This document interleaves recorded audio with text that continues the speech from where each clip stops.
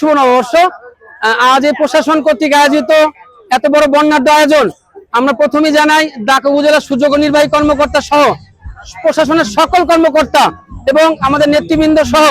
আর সমগ্র বড় কথা হলো চিলড্রেন পার্ক স্কুলের আমার সম্মানিত অভিভাবক, সম্মানিত শিক্ষক মন্ডলী সহ আমার সোনার প্রিয়, আমার সোনার কোমলমতি শিক্ষার্থীদের, যাদের নিয়ে অক্লান্ত পরিশ্রম এই 15টা দিন অক্লান্ত কঠোর পরিশ্রম মধ্য দিয়ে এই আজকে ঢাকার ইতিহাসে প্রথম, এরকম ইতিহাসে কখনোই হয়নি যেটা আমরা এবার করেছি।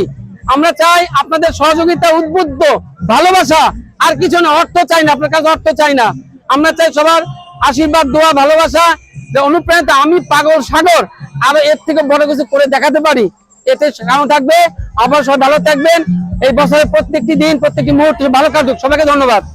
বাংলাদেশের পহেলা বৈশাখ উদযাপনের বৈচিত্র্যময় যে সাজ দেখেন, বাংলার আনাচে কানাচে যে সংস্কৃতিগুলো আছে সেগুলো তুলে ধরার জন্য আয়োজন করেছে চিলড্রেন পার্ক স্কুল, যেটা ঢাকা উপজেলায় 1433 সালের পয়লা বৈশাখের আয়োজনকে ঘিরে দেখেন বিভিন্ন সাজগুলো তুলে ধরা হয়েছে। এখানে জঙ্গলি মানবরা আছে এক এক করে। এরপরে আছে শুভ নববর্ষ লেখাটা দেখেন, সবাই এক একটা অক্ষর করে নববর্ষর যে লেখাটা দেখেন এক এক করে কত সুন্দর সাজে আছে। 1433 বঙ্গাব্দের এটা আছে এক একজনের হাতে। এরপর আমরা চলে যাব স্কুলের যে ব্যানারটা আছে, সেই ব্যানারটা যে স্কুলের প্রিন্সিপাল সহ সকল শিক্ষকরা আয়োজন করেছে হাজারো পরিশ্রম এর বিনিময়ে। স্কুলের শিক্ষার্থীর সাজা সেই ব্রিটিশ আমল থেকে যেটা দেখে আসছে, রাজাদের ভাব দেখেন, রাজার ভাব গম্ভীর্যটা কত সুন্দরভাবে ফুটে উঠেছে।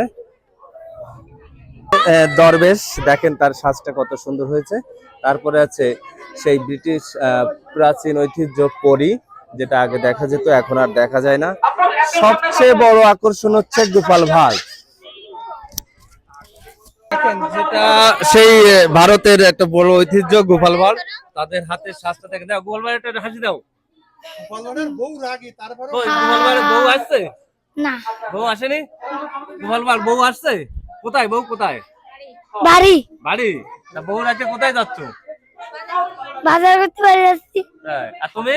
বাজার করতে বাড়ি যাচ্ছি। বাজারতে কি কি কিনেছো? মাছ, শাক। এই ছোট মাছ দেখে বউ রাগ করবে না? না। হ্যাঁ? তুমি কি কি কিনেছো? ইলিশ মাছ। দেখি উঁচু করো, মাছটা উঁচু করো। এত বড় ইলিশ মাছ কত টাকা নেছে? খুলে নিয়ে আসো, যে করে লাগবে খুলে নিয়ে আসো। 3 4 লাগবে, 4 নিয়ে আসো। কত নেছে? 500 টাকা। জামাই মেয়ে আসছে নাকি? জামাই মেয়ে আসছে? জামাই মেয়ে আসছে?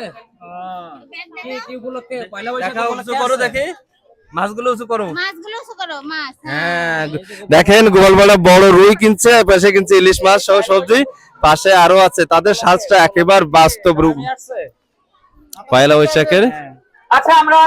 এরপরে আছে বাংলার কৃষক, একেবারে কৃষক। কি মাঠে যাচ্ছ? হ্যাঁ। তুমি কি ধান কেটে নিয়ে আসছো? হ্যাঁ। তারপরে গ্রাম বাংলার আরো বড় ঐতিহ্য কাকতাড়ুয়া, যেটা আসলে কৃষক তার ক্ষেতে ব্যবহার করে। এবার বড় আকর্ষণ এই দানব আকৃতির যে জিনিসটা আমি দেখতে পাচ্ছি, আসলে বুঝতে পারছি না কি দৈত্য মনে হয়।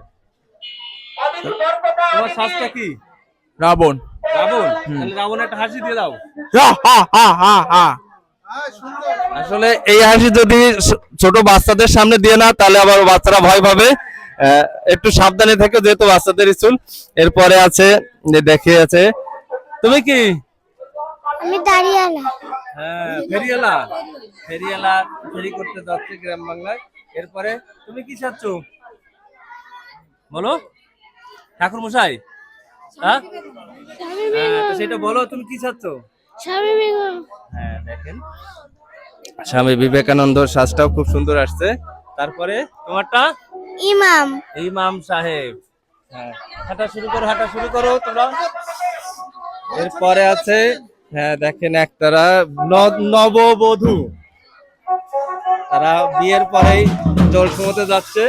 তারপরে আরো আছে যে নবাব সিরাজউদ্দৌলা, এরপরে ডাক্তার সাহেব, শাকচুন্নি, বর বধূ, এক এক করে আরো গুরুত্বপূর্ণ আকর্ষণ গুলো আছে।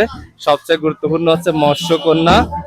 হ্যাঁ, এরপরে সেই পুরাতন ঐতিহ্য রানার।